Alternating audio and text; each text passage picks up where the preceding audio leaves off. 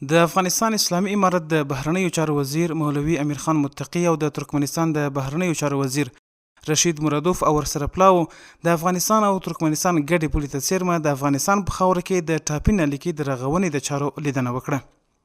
په دې کاري ملاقات کې د ټاپي نلیکې د عملیاتي چارو د لیدنې سربیره د اوسپنې پټلۍ غځونې، تورغونډۍ کې د اوسپنې پټلۍ ګودامونو، د نوري فایبر انتقال او د ویزو او ترانسپورتي چارو پر اسانتیاو هم خبرې وشوې. په ساحه کې د ترکمنستان د بهرنیو چارو وزیر د افغانستان په خاوره کې د ټاپي نلیکې د چارو پرمختګ، د کارونو چټکتیا او راتلونکو ګامونو په اړه تفصیلي معلومات ورکړل.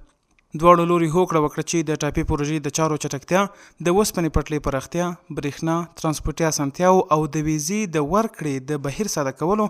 او اقتصادي همکاریو د پراختیا په موخه به تخنیکي ټیمونه په کابل او اشقاباد کې خپلو ناستو ته دوام ورکوي.